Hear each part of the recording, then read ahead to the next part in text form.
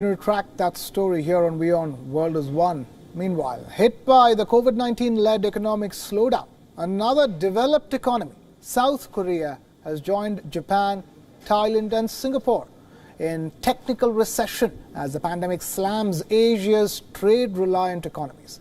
Plunged into recession in the second quarter, the pandemic battered exports of Asia's fourth largest economy, resulting in its worst economic decline in more than 2 decades. Social distancing curbs have paralyzed manufacturing in factories. The South Korean economy shrank by a seasonally adjusted 3.3% in the June quarter. It's the sharpest contraction since the first quarter of 1998. South Korea's gross domestic product, or GDP, fell 2.9% in year-on-year terms, the biggest fall since the fourth quarter of the year 1998. Exports, which account for nearly 40% of the economy, were the biggest drag on growth, dropping by 16.6% on quarter to mark the worst reading since 1963. Construction investment fell 1.3% quarter on quarter, while capital investment declined 2.9%. Output from manufacturing and the services sector fell by 9% and 1.1% respectively. However, South Korean government has rolled out about 277 trillion won or $231 billion worth of stimulus to fight the economic fallout from the pandemic. So far, South Korea has reported 14,000 COVID-19 infections and around 300 deaths since the beginning of the outbreak. Relatively low numbers by global standards, although the economic disruptions have been significant.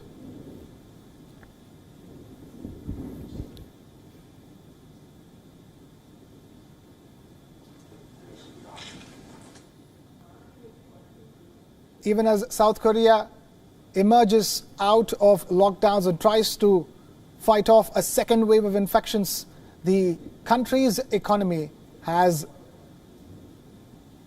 been affected immensely by the COVID-19 pandemic. Although the overall infection numbers and fatality numbers are low in South Korea as compared to the rest of the world, the South Korean economy has now been classified as technically in a recession, along with the likes of Japan and Thailand.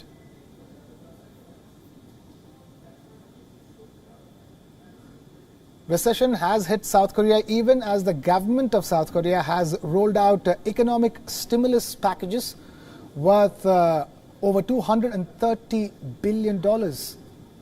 Bear in mind that the pandemic and the restrictions that have ensued have hit trade-reliant South Asian and Southeast Asian economies very hard. And now we have our correspondent Bruce Harrison joining us live from South Korea's capital, Seoul. Bruce, talk to us now. It's clear that South Korea is officially in a recession.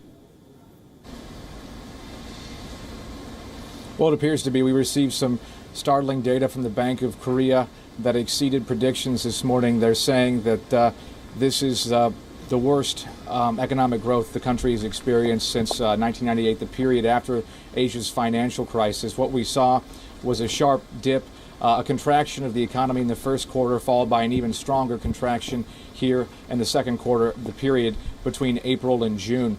And this is largely due to a significant fall in exports. South Korea is an export-driven economy. Roughly 40% of the country's GDP is made up of exports. And I just got off the phone with a prominent economist here in South Korea, and no surprise, he said this is highly connected, obviously, to the COVID-19 global pandemic, because it's crippled significantly international trade markets. South Korea relies on to send finished products as well as incomplete products to countries like China, which then ship to the United States. None of that is moving right now. The Bank of Korea said really the hardest hit areas right now, cars. South Korea is a huge auto producer, as well as petrochemicals and several other major products produced here. And this could have been expected to an extent because of the pandemic, but the recession we're seeing now and the numbers, like I said, exceeded predictions of the downturn. Bruce, we're also having this conversation at a time when South Korea is trying to fend off a second wave of COVID-19 infections. Exactly, and that highly ties into the economy and what could be expected, because there's really no way to exactly predict right now when the recovery could start in earnest, because if a second wave does come, it's going to maintain the status quo as far as these trade markets. Even as countries still continue to open up, South Korea is being very cautious. On the ground here, they can only do so much to boost the economy from a domestic standpoint. The country has done an incredible job of flattening the curve, so to speak, lowering the spread of coronavirus cases, but that's only going to impact largely the health of the people here in South Korea, with the expectation to get things back up and running more quickly. But if those in-trade routes aren't available for the shipment of products, those workers that have avoided contracting COVID-19 here in South Korea, which is the majority of the population, well, far more than the majority. And at this point, there's only roughly 14,000 cases in the entire country.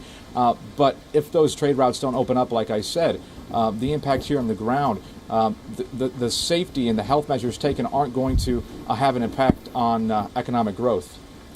Bruce Harrison joining us with that live ground report straight from Seoul, the capital of South Korea. Thank you, Bruce, for being with us here on the broadcast.